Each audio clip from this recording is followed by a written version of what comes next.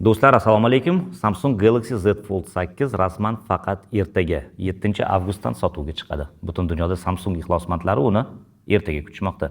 Lekin biz kanalimiz kuzatuvchilarini uzoq kuttirishni xohlamaymiz. Bugun 6 avgust va bu inqilobiy flagman mening qo'limda.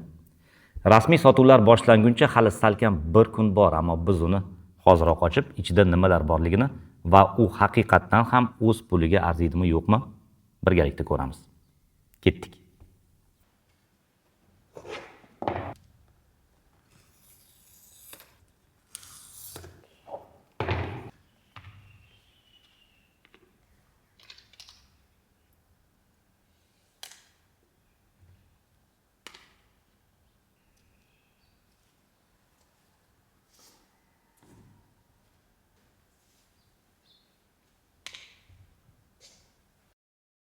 Do'stlar, qisqacha e'lon.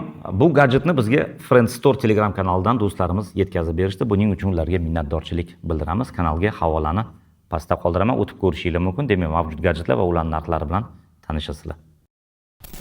Juda yaqin orada biz Apple kompaniyasidan ularning birinchi buklanadigan iPhone taqdimotini kutmoqdamiz. Mishmishlarga qaraganda u ancha ixcham, past bo'yli, yo'g'onroq va nisbatan oddiy pasportni eslatadigan shaklda bo'ladi. 5-yanvarda mana shu yilda men bu qurilma haqida kengaytirilgan bir kontent tayyorlaganman. Mabodo agar ko'rmagan bo'lsanglar, havola orqali o'tib ko'ringlar, juda ham qiziq. Umuman olganda Samsung buklanadigan qurilmalar bilan juda uzoq vaqtdan beri shug'ullanib kelmoqda. Bu ularning 8-avlodidir. Ko'p yillar oldin bozor allaqachon shunga o'xshash formatni boshdan kechirgan edi. Jumladan original Oppo Find N yoki eng birinchi Pixel Foldni eslashning o'zi kifoya. Ular ham taxminan shunday shaklda edi.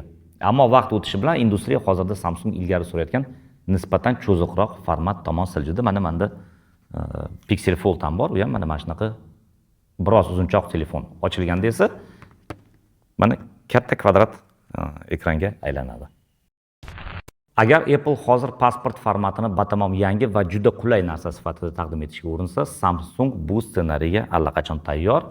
Ular ham mana shunday pasport formatidagi buklanadigan versiyasini chiqarishdi. Lekin uni klassik cho'ziq buklanadigan smartfondan bir pog'ona pastroq darajaga ataylab joylashtirishdi. Ya'ni cho'ziq model endi ultra qo'shimchasini oldi. Ya'ni Z Fold 8 Ultra bo'ladi, cho'zinchoq model. Ingichka va ixchamroq buklanadigan model esa oddiy bazaviy Z Fold 8 bo'ldi. Shunday qilib, Apple'ning kuzgi anonsiga Samsung allaqachon hamma narsani taqdirlab qo'ygan. Ya'ni bizada ham shunday format bor, lekin zaxiramizda bundan ham zo'rroq ultra versiyasi ham mavjud. Shu bilan birga kichik Fold chindan ham juda qiziqarli chiqqan. Unda ultra versiyasi kabi flagman yechimlar qo'llanilgan. Titan sharnir, deyarli sezilmaydigan buklanish chizig'i va sifatli aks ettirmaydigan, demak, anti-blik qoplamali ekran. Ammo qurilmaning o'zi sezilarli darajada ixcham, juda ingichka va haqiqatdan ham yengil. Atiga 201 gram. Ochig'ini aytganda, apparat qismi va eng yaxshi xususiyatlari bo'yicha menga u Surface Duo'ni eslatadi. Og'irligi oddiy Samsung Galaxy S26 Plus bilan deyarli bir xil. Shu bilan birga bu yerda ikkita to'laqonli ekran demak o'rnatilgan. Tashqi va ichki buklanadigan displey, shuningdek 4,5 mAh sig'imli akkumulyator mavjud. To'g'risini aytsam, undan qancha ko'p foydalansam, qancha ko'p qo'limda ushlab tursam va shunchaki test qilsam, u menga shunchalik ko'p yoqib bormoqda. Lekin shuni tushunish kerakki, unda aynan smartfonlik xususiyati baribir katta ultra versiyasiga qaraganda biroz kamroq. Uning ikkala ekrani ham tashqi va ichkisi ham kichikroq, batareyasi kamtaroq va kamera obyektivlari bittaga kam. Ya'ni ultrada masalan 3 ta bo'lsa, bu yerda 2 ta. Faqat asosiy modul va ultra keng burchakli svershirlik kamerasi bor. Ultra versiyasini maxsus giglar va ko'p vazifalilik, demak, многозадачность rejimida smartfondan maksimumni oladiganlar uchun yaratishgan. Bir vaqtning o'zida bir nechta ilovani ochib qo'yib, ularni o'rtasida u yoqqa bu yoqqa o'tib turadiganlar uchun juda ham yaxshi gadjet ultra. Mana shu jihatdan haqiqatdan ham ultra hamisha kuchli bo'lgan, chunki uning katta ichki ekrani bu aslida yonma-yon qo'yilgan ikkita telefon degani. Yangi ixcham Fold 8 esa ko'proq media kontent uchun moslashtirilgan. Tashqi ekran bu yerda 5,5 dyumli, tomonlar nisbati 10 ga 16 va atrofidagi ramkalari ancha ingichka. Shu sababli ichki displey diagonali 7,6 dyuymgacha kamaygan, 8 dyuym o'rniga tomonlar nisbati esa 4 ga 3 bo'lib qolgan. Eng yuqori yorqinligi, ya'ni pikovая yarkost 3000 nitga yetadi. Shunday ekan, qog'ozdagi imkoniyatlari bo'yicha u hech narsada, demak, flagmanlardan qolishmaydi. Ichki temiri bu yerda mutlaqo bir xil, lekin kichraytirilgan ekranlar va kompaktroq korpus sababli u ko'plab oynalar bilan ishlash uchun unchalik mukammal emas. Lekin menimcha bu format muayyan media vazifalari uchun juda qulay. Yopiq holatda kameradan foydalanish ancha qulaylashgan, kerakli narsalarning bari qo'l ostida. Tayyor kadr esa ekranni ajoyib tarzda to'ldiradi. Bu oddiy monobloklarga qaraganda sezilarli darajada qulay. Endi ochiq displeyda do'stlar, ushbu suratlarni tomosha qilish bu alohida zavq.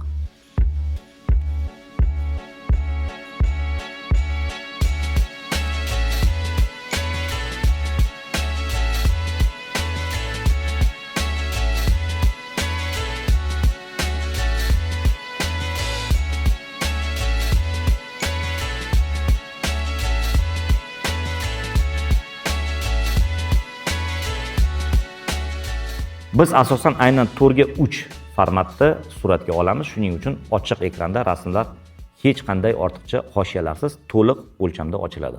Bu juda ham chiroyli ko'rinadi. Bundan tashqari smartfon ham ochiq, ham yopiq holatlarda elektron kitoblarni o'qish uchun juda ham mos.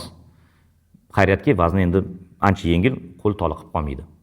Video ko'rish uchun bu format tepa va pastdagi qora chiziqlar sababli noqulayroq tuyulishi mumkin, lekin qurilmaning jismoniy o'lchami juda ajoyib chiqqan va uni qo'lda ushlash juda qulay. U barcha imkoniyatlarga ega ultimativ flagman bo'lgan Ultra va Flip versiyasi o'rtasida aniq o'rtalikda joylashgan. Bu yerda shunchaki kameralar biroz qisqartirilgan, asosiy sensor 200 megapiksel o'rniga 50 megapiksel. Ekranlar biroz kichikroq, batareyasi biroz kamroq, lekin konsepsiyaning o'zi umuman o'zgarmagan. U arzonroq ham turadi, garchi bu yil narxdagi farq unchalik bizani xursand qilmasa ham. Chunki umuman hamma narsa qimmatlashdi. Flip 8 kamida $1200 so'rashmoqda. Bazaviy Fold kamida $1900 tushadi. Ultra uchun esa $2000 dan oshiq to'lashga to'g'ri keladi. Masalan, aynan mana shu Z Fold 8 taxminan $2500-2600 atrofida hozirgi narxi. Endi tushunarli 1-2 haftalardan keyin narx tushadi, 1-2 oydan keyin yana ham tushadi, lekin hozir o'sha startdagi narxi taxminan $2500-2600 atrofida bo'lishi kutilmoqda, ya'ni aynan bu yerda Toshkentda. Tushunaman, bu qimmat, lekin bozorning bugungi realligi shunday. Xotira narxi oshgani sababli yaqin 1-2 oy ichida chiqadigan boshqa devayslar ham o'tgan yilgiga qaraganda qimmatroq bo'lsa, men umuman ajablanmayman. Ayniqsa bu yangi iPhone ga tegishli. Bu gadjet arzon bo'lmasligini hammamiz yaxshi tushunib turibmiz. U chiqqanda tahlilni o'tkazib yubormaslik uchun kanalimizga albatta obuna bo'lib qo'ying. Endi mavzuga qaytadigan bo'lsak, bu modelning to'liq obzorida aynan nimalarni ko'rishni xohlaysiz? Izohlarda yozib qoldiring. Umuman olganda yangi Fold haqida qaysi jihatlar siz uchun eng qiziqarli ekanini bildiring. Men bu uskunadan demak bir hafta mobaynida foydalanaman va sizlarga u o'z puliga arziydimi, yo'qmi shu haqida bir haftadan keyin o'z fikrimni aytaman. Bu videoni o'tkazib yubormaslik uchun kanalimizga obuna bo'ling va qo'ng'iroqchani bosib qo'ying. Do'stlar, yana ko'rishguncha xayr, rahmat.